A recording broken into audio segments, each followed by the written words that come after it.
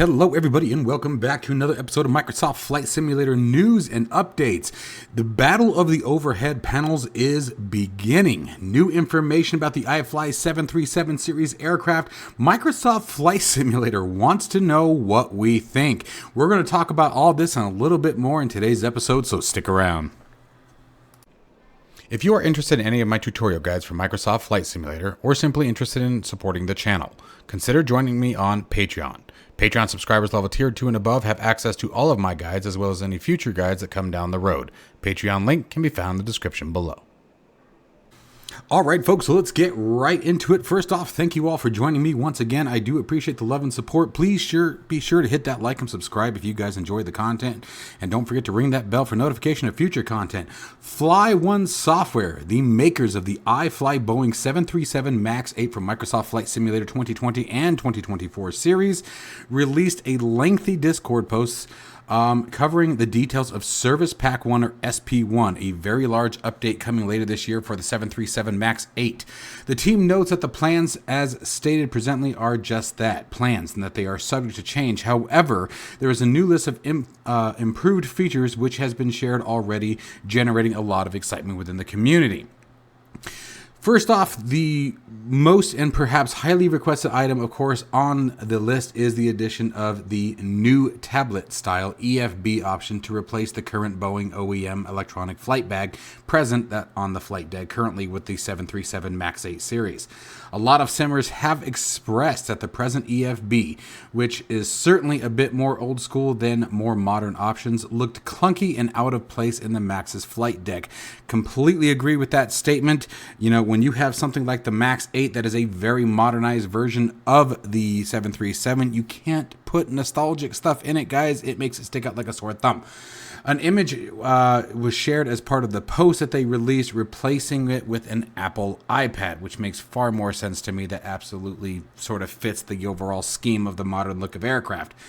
Also on the list of integration with Hoppy API for coupled DLC, and on virtual air traffic networks such as VATSIM, IVAO, also with Beyond ATC and Say intentions being looked into. So that would be kind of fun too.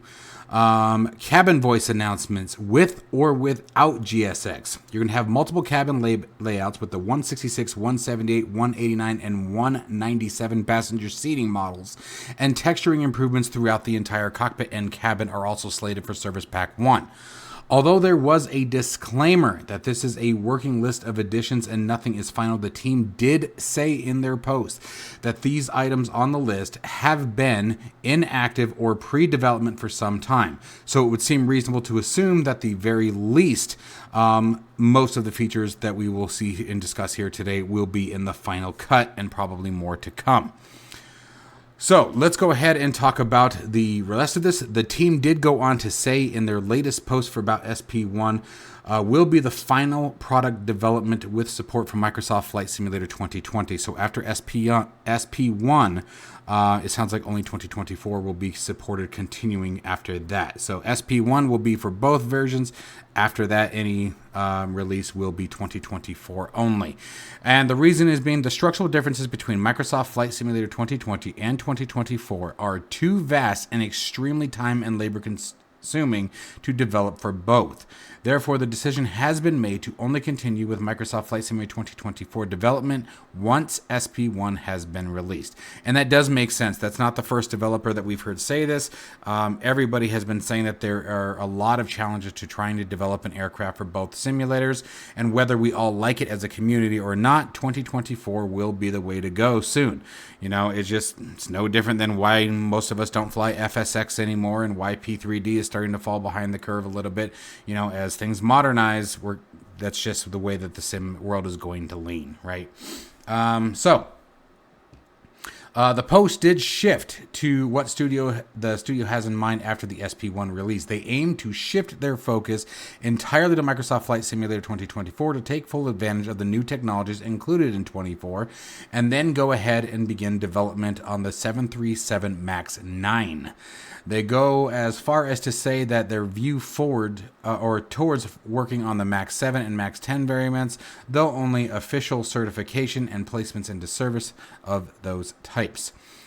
So, as a reminder, in real life, Boeing has faced lengthy delays getting the MAX 10 certified and out the factory door after the high-profile door plug incident aboard Alaska Airlines Flight 1282. Strike actions by machinists and their Renton and Everett production facilities. Or at their, excuse me, not and, at. And a full redesign of the aircraft's anti-ice system after concerns were raised that the usage in dry conditions could overheat the engine inlets. Gosh, come on, Boeing, get it together. As reported by the Air Current, these delays have now pushed certification of the types back into 2026 at the earliest.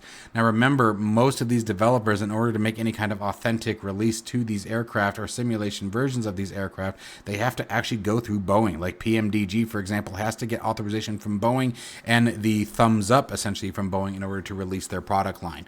It's caused a delay before. I believe the first iteration of the 737 for 2020 went through the same thing where PMDG got delayed because they were waiting on Boeing to say it was okay to release it. I'm pretty sure that happened. The Flight 1 update rounds out by saying the SP1 still needs considerable work and will not be coming within the next 3 months, meaning even the most optimistic estimates place the release in mid-November. The team says they are unable to discuss things further at this time as their primary focus is getting the update into the hands of the customers. So, pretty exciting stuff. It's going to push it to quite a pretty significant aircraft. Now, if the real Boeing can get their crap together and, I mean, the anti-ice thing, I can see where that happened. Not to get off topic for a second. I can see, they tried something new, obviously, and it didn't go well. The door plug, that was an epic freaking fail, in my opinion. Like, epic fail. Like, I'm not, there's no way to sugarcoat it. There's no way to say these things happen for a replug or recall on a door plug. These are pressurized cabins, Boeing. Like, that is something you should have tested the absolute piss out of, in my opinion. But I don't know. Maybe there's something that's missing. But, when your own factory line workers are starting to strike because of the oversights, nah. Somebody was told, nope, just go ahead and push it out. Like, I guarantee it. Anyway, off to the next one. Next up on our list, AnyBuilds has released version 1.0.2 update for the F406 Caravan 2. So, with the, we're just going to call it the .2. The .2 update for the F406 Caravan from Microsoft Flight Simulators 2020 and 2024. This brings a wide range of improvements and fixes. The update concentrates on the autopilot behavior and electrical systems at startup logic. The autopilot logic has been updated to more accurately reflect real-world behavior. The approach mode now requires the aircraft to be established on the localizer before capturing the glide slope. Go figure. The initial autopilot engagement has also been refined to sync the current vertical speed correctly. Additionally, the back course mode has seen improvements with a more reliable controller to ensure accurate tracking. The sounds have also seen improvements with Echo 19. There they are, the boys. They do such fantastic work. With Echo 19 taking on board community feedback. The engine startup sequence and beta range sound profile have been improved. The engine start logic itself has been reworked to more accurately reflect the real-world PT6, including simulation of hot start scenarios in the ignition sequence. Other changes include fixes to art and systems, such as corrections to the autopilot panel, VOR enunciator light, DME hold function, and torque readings between the engines. The electronic flight, why do I always say it? I need to tell my friend, this is what I was trying to remember the other day. I always get tongue-tied with electronic flight bag. I always say blag. The electronic flight bag has also been updated with a new night mode checklist option. I do like that. This update is available right now from the Any Manager. So if you do not already own the AnyBuilds F406 Caravan 2, you can purchase it directly from the AnyBuilds store. It is a fantastic little aircraft, though I have not been able to get content out on it yet. I will tell you that it is a fun aircraft to fly, and I certainly recommend it. Next up, TDS Sim software, very popular, known for especially for their GTN 750 plugins, showcases the Crossfill support for the GTX and GTN XI series. So let's go ahead and start talking about what this means for the aircraft. TDS Sim Software has announced the introduction of a crossfill support for its GTN XI series in both Flight Simulator and X-Plane. The new functionality is also available in the default MSFS 2024 aircraft, expanding accessibility to more simmers. Crossfill enables two GTN XI units to exchange data between each other, replicating the same behavior as the real-world units. While commonly thought to only synchronize the active flight plan, Crossfill actually shares more than 14 different data items, including the flight plan catalog, user waypoints, custom frequencies, CDI scale, nearest airport criteria, and a few more items.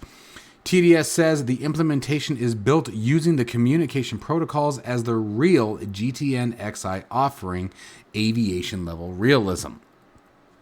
To use the feature, simmers will need to be running GTN XI PC Trainer version 2.0.42 or higher, alongside TDS GTN XI Pro for MSFS version 1.3.0.0 or above, or TDS, this is for X-Plane users, TDS GTN XI X-Plane version 1.0.0.4 or above. Updating can be done through the TDS GPS Manager. Crossfill requires an aircraft fitted with two GTN XI units, so two 750s, two 650s, or one of each, one 750 and one 650, with the option to disable synchronization if independent flight plans are needed. As part of Microsoft Flight Simulator 2024, the TDS GTN XI Pro is now featured in select default aircraft throughout the community, but sim attachments created by user Mark FSX, the first supported aircraft, include the Cessna 185 Skywagon, the Cessna 404 Titan, and the 172 Skyhawk Classic. Each package has been configured to support dual units, ensuring compatibility with Crossfill. Additional aircraft such as the DA-40, PC-6, DV-20, Cessna 152, Twin Otter, Cessna 207, and the V-35B Bonanza, as well as the H-25 helicopter, are planned following a technical review. Installation is handled via community mods available directly from TDS. Users are advised not to remove the included sim attachment packages as they are required for proper operation. So, pretty amazing stuff. And I will tell you the thing about TDS, guys. So you have TDS and PMS GTN, right?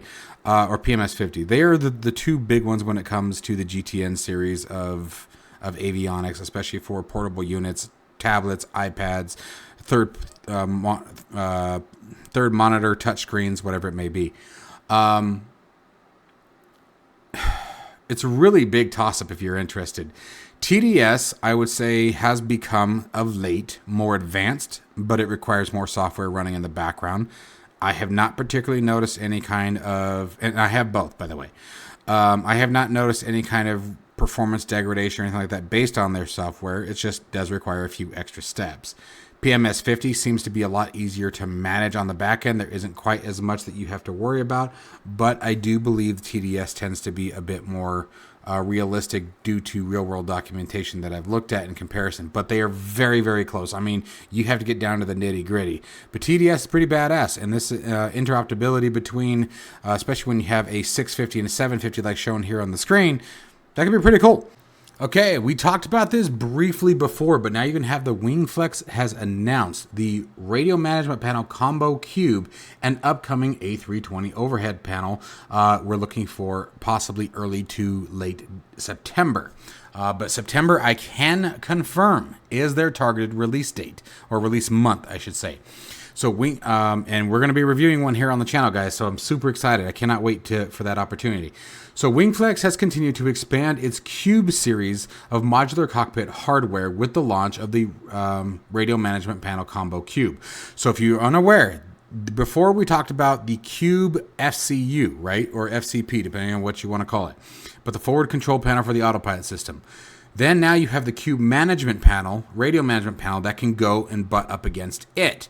And then they are also going to have the Cube FS panel, which is going to allow, obviously, that to bump up against the other side.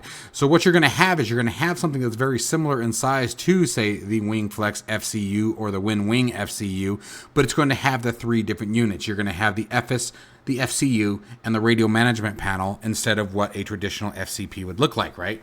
So keep that in mind. This is what that's what their Cube series is all about as we continue to mention these, because there's more coming.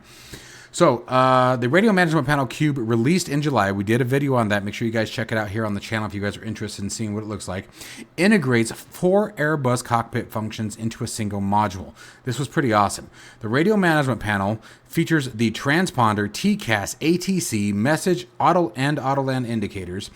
The 80% scale unit is compact and in design, but offers full functionality, making it suitable for users with limited space. That was one of the bigger key points that I pointed out in my review. Wingflex highlights features such as synchronized brightness with the FCU Cube, and we just talked about that. Authentic Airbus fonts, dual color LCD screens, and a user-friendly angled stand. That is true. I agree with that. I mentioned that in my video as well. The mounting option is pretty nice, especially when you butt it up against the FCU. There's more than enough weight there at that point, especially. Each module can be used independently or linked with the others for a more immersive cockpit environment, which, again, we just talked about. Next in line for the product family is the A320 Overhead Cube, which will officially launch in September. The overhead panel will feature 64 buttons and knobs covering the system such as ADIRS, fire, fuel, and air conditioning. It also includes the stepless, dimmable backlighting, true-to-life button logic, and labels that disappear when powered off, which I'm super stoked about. I cannot wait. This thing is going to be amazing. Closely replicating the behavior of the real Airbus cockpit. Looking further ahead, Wingflex has also announced its roadmap for the remainder of 2025. A full-sized Airbus tiller is planned for Q3, followed by a brushless DC motor-powered throttle system with auto-trim functionality and authentic throttle travel later in Q4. Full-size pedestals or pedestal parts are also expected, designed to further enhance the realism for the home cockpit setups. In addition, the company will release a new combo stands to help centers integrate multiple modules more effectively. Wingflex says its aim with the Cube series is to make a professional cockpit that features cockpit features to make it more accessible to home users. I'm tied my own tongue up again, allowing both experienced and new similars to build modular setups at their own pace. I highly recommend that you guys join their Discord, and I highly recommend you guys keep an eye on this channel because, again, I don't know if you guys are aware, I am partnered with Wingflex, and I'm very proud to say that. They are a fantastic company with a ton of different options. And as you guys can see here in the image, you can see what they're doing there with the overhead panel, mounting it directly to the top of a monitor. Okay, that says something about the weight too. Okay, because if it can sport that, that's a good sign. If it was too heavy and ridiculous, you wouldn't want to attach that to your monitor. But who knows? Who knows what the final product could be? That actually could be just coming up behind it and just looks like it's attached to the monitor. So I have confirmation that we will be receiving one of these here on the channel. Super excited for that. Wingflex, we have talked, and I want to touch on this because I know that it's a big contention point and a lot of also a big point of conversation. Wingflex versus WinWing. WinWing, I will tell you right now, much easier on the dollar. You're probably going to wait longer for shipping. You're probably going to struggle a bit more from technical support. And WinWing knows that I don't pull my punches. I love working with them as well. I am also partnered with WinWing, as you guys know. Anyone who's been watching my channel for any length of time, you know that I'll throw the punches where they need. So with WinWing, yes, it's cheaper. Still absolutely fantastic quality. Great pieces of equipment. The software in the latest release, the SimMat Pro, I think has gotten significantly better. It was much easier to update all of my drivers and things without having to unplug all of my other devices, even though it still tells you to. I was able to do so this time without worrying about that, so that was a nice improvement. With Wingflex, in my personal opinion, you are going to get a better quality. You are going to spend more money. You are going to get your products faster, and I do believe the support is more easily accessible, and I think their software is a lot easier to manage. Now, here's the thing about their software. The biggest thing to remember when it comes to the software portion and integrating with the simulators, and I've said this before, that I think when Wing sort of bit off more than they could chew with the SimApp Pro. The SimApp Pro was designed around DCS World, so this software is managing two different softwares, and actually I think it can do X-Plane too, so maybe more than that. So you've got one software that integrates with multiple other simulators, where Wingflex, I believe that their software does work with like X-Plane, things like that, but it's the same genre, right? It's only got the one, maybe two independent systems that it goes to. So something to think about there. So Wingflex, I do believe you get better quality, better performance, better software at a sometimes significantly higher price. When Wing, you get still a very good product, but you might run into a bit more problems with it. You might have a couple other issues with it. If you have to get technical support, it could be a pain in the butt, and you will very likely wait a bit longer for the product. So, food for thought.